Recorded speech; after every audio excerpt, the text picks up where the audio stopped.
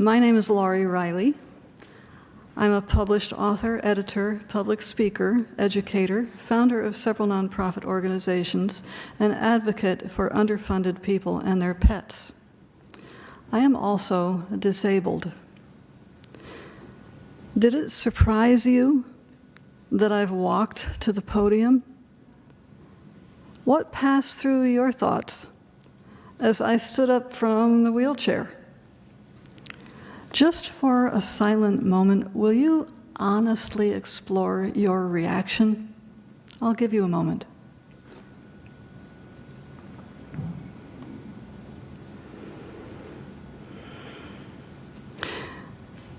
My ability to be upright is limited, at certain times more than others, due to a neurological condition. That's just my life. I can sometimes do things most people take for granted. You may not see the effort required, and I try to appear better than I feel. But I'm standing here because for the next few minutes, I want you to see me as a person, not as a wheelchair with a person in it. I do want to say right off that here at QUUF, I often experience kindness, and I'm grateful. You are my beloved community. And this talk is meant to be not accusatory, but informative. What I want to address now are the unconscious and subtle things and a few outrageous things that happen to people in wheelchairs every day and everywhere. For instance, lately I've been thinking about how we wheelchair folks are so often relegated to the backs of rooms where space is sometimes made for us. I feel a constant sense of shame because the message is that disabled people should not be visible. If we were not always shunted out of the way, if we were expected to be right up there in the middle of things with everyone else, there would be no shame. It would be normal. Disabled people used to be called invalids. The word invalid means literally invalid, someone who doesn't count.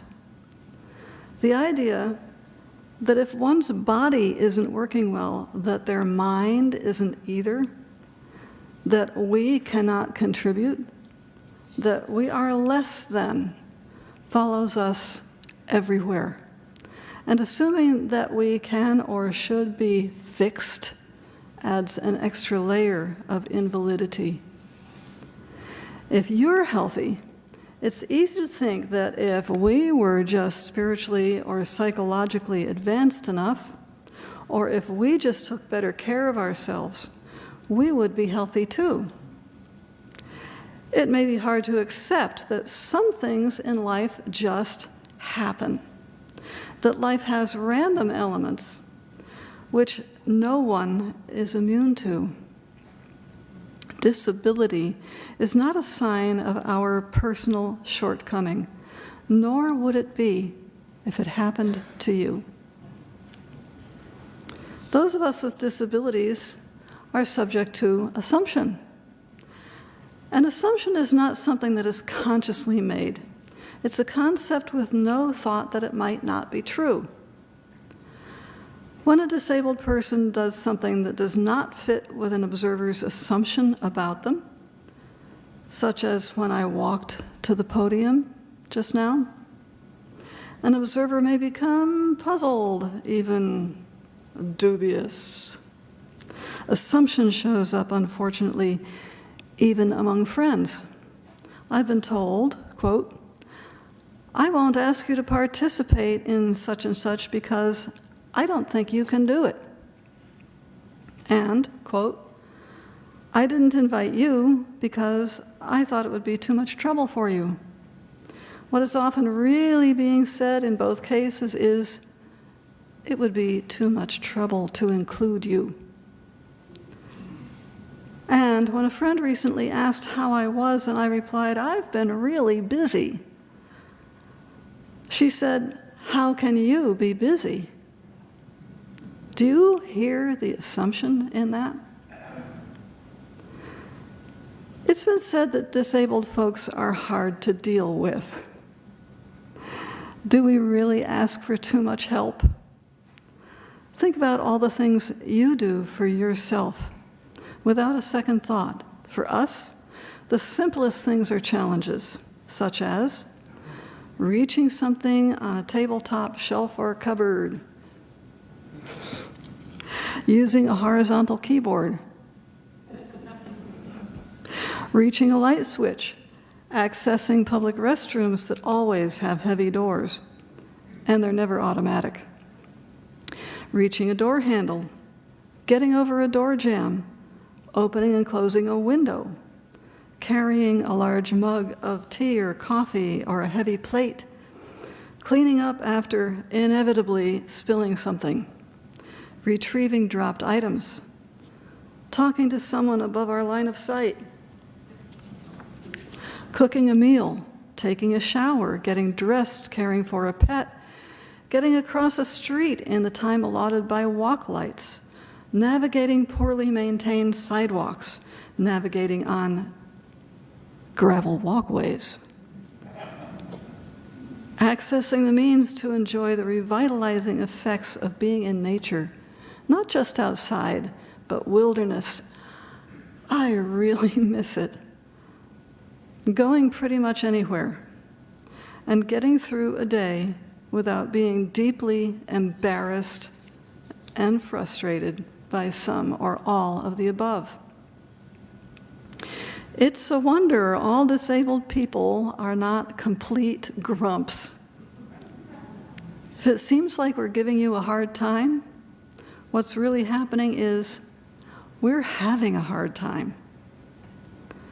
And usually we're trying not to show it. At this point, I want to put in a thankful word for caregivers. Most didn't sign up for such a life, but many accept it gracefully and lovingly. I am beyond grateful to my significant other, who goes above and beyond every day and chooses to do so. We are just people who want to enjoy life with dignity, to be valued by our families, our friends, our beloved communities, and to be included in your lives. We are, after all, really not so different from you. What's normal for every person on this planet is an individual thing. In other words, there really is no normal. If we can stop seeing differences as negatives, we can recognize the strengths and the value of every person. There really is almost no one who doesn't need help in various ways. You probably have some kind of challenge, and even if secretly, you may wish you had more support to help you get through your day. And you would be right, because you deserve it. So when you see a disabled person receiving help, if you think, what about me? That thought is very real and very valid. We should all be helping each other. We should be noticing each other's needs. We should be a culture that automatically and habitually assists others without judging the degree or validity of their need. We could all nurture that in ourselves and each other. Do you agree? Then let us begin here, today, and now.